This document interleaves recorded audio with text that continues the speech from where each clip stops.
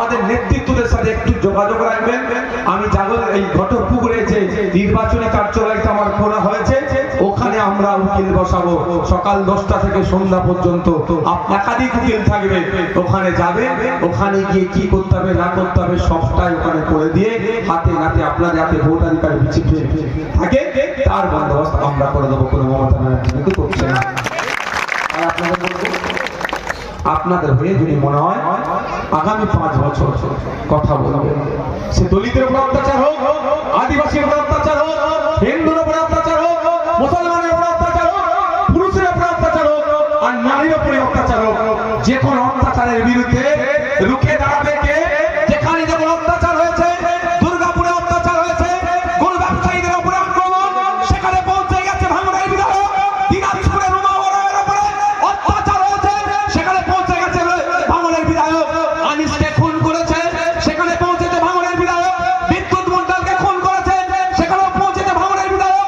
Fake STSC certificate নিয়ে প্রকৃত এসটিএসসিদের সাথে বঞ্চনা হচ্ছে, তার বিরুদ্ধে সোচ্চার হয়েছে সেই ভাঙড়ের বিধায়ক। 10% ওবিসি সংরক্ষণের নামে মুসলমানদের সাথে যে দ্বিচারিতা বৈষম্য মমতা ব্যানার্জি করছে, তার বিরুদ্ধে কথা বলছে সেই ভাঙড়ের বিধায়ক। এক কথায় জাত ধর্ম বর্ণ নির্বিশেষে যখনই কোনো অন্যায় হচ্ছে, অনাচার হচ্ছে, তার বিরুদ্ধে সর্বপ্রথম মুখটা যে খুলছে সেই হচ্ছে ভাঙড়ের বিধায়ক।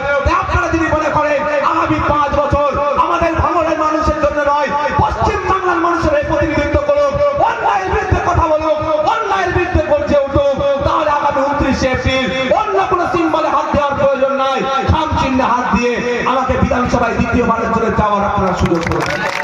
আমি জোর করব না, আমি জোর করব না। যদি মনে হয় আপনার হয়ে আমাকে লড়াইটা করতে হবে, তাহলে আমাকে আপনারা ভোট দেবেন। যদি মনে হয় আমার থেকে বেশি কেউ লড়াই আপনার জন্য করতে পারবে, তাকেও আপনারা ভোট দিতে পারবেন, কোনো আমার অভাব নেই। তবে ওই শত্রু আর বন্ধু চিনতে হবে। নকল মালের উপরে লেখা আছে নকল হইতেই সব দান, আপনার নকল মালটাকে আসল মাল ভেবে নিতে হবে না। এ বলছে বিজেপির বিরুদ্ধে লড়াই হবে, কিন্তু ওই নিজেই তো বিজেপির বিরুদ্ধে কি লড়াই করবে ভাই? হ্যালো বন্ধুবান, একটু আমাদের ভাবতে হবে। কটা বাজে? হ্যালো। আচ্ছা, আমি আপনাদের কাছে জানতে চাই বিগত 5 বছর আমার পারফরমেন্স, আপনাদের এই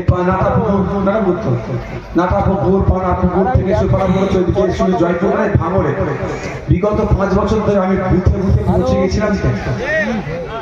আপনারা যে সমস্যার কথা বলেছেন, আমি কিছুটা আমার ক্ষমতার উপর আছে, আমি সমাধান করেছি কি করে। যে সার্টিফিকেট চেয়েছেন আমার রেল থেকে দেওয়া দরকার। দেখুন, একটা গণতন্ত্রের উৎসব, যেভাবে ভোট দিলে 4 তারিখের পরে দেখে দেবো যা করে চোরকে ওনা এখন জামিন পায়, তার ব্যবস্থা করতে, ভোটের নামে প্রহসন চালানোর যে চেষ্টা হচ্ছে সেটা বন্ধ করতে কোনোভাবেই মেনে নেওয়া যায় না।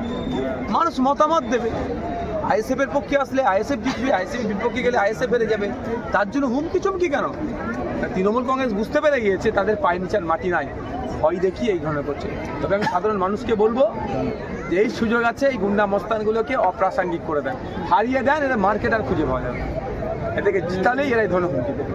কতজন জয়েন করেছে, কোথা থেকে জয়েন করেছে? দেখুন, এটা নাটাপুকুর 61 নম্বর বুথ সহ এখানে একটা ব্রাঞ্চ আছে, 5-6টা বুথকে নিয়ে, সেই বুথ থেকে 50 জন মতো জয়েন করেছে। তবে সবাই আজকে আমাদের যে এটা ছিল, এটা ঠিক আছে 61 নম্বর থেকে 10 জন না 12 জন আছে মতো, আর টোটাল মিলিয়ে কিন্তু সবাই ভাই স্টেজে তোলা সব।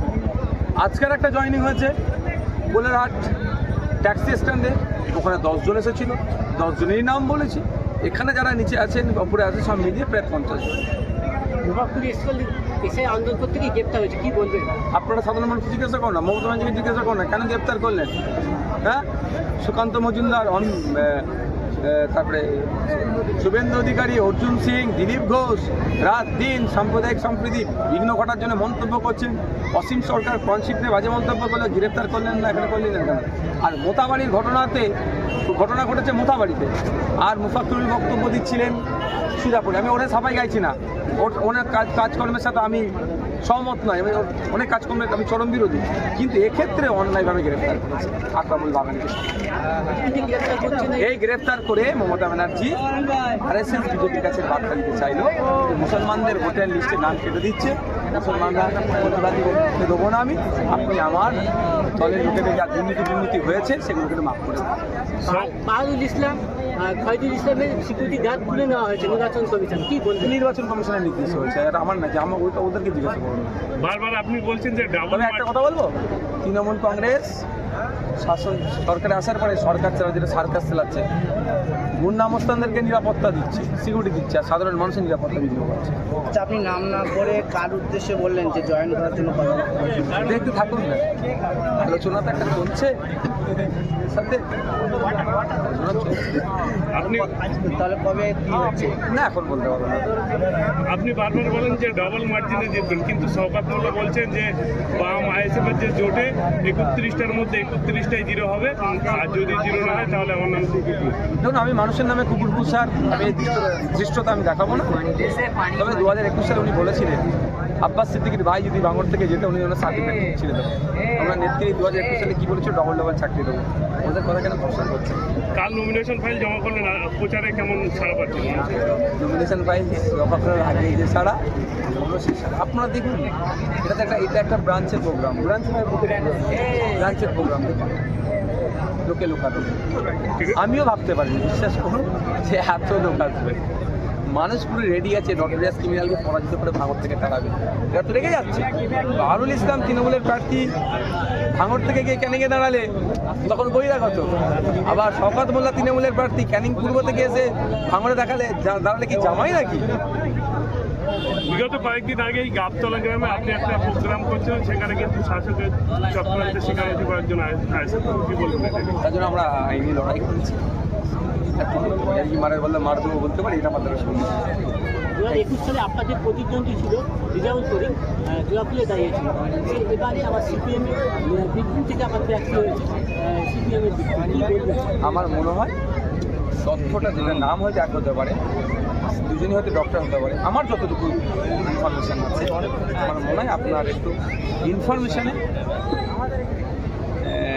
যে ইনফরমেশনটা আপনি যেখানে কালেক্ট করেছেন মনে হচ্ছে ভুল আছে, একটু চেক করে দেবেন।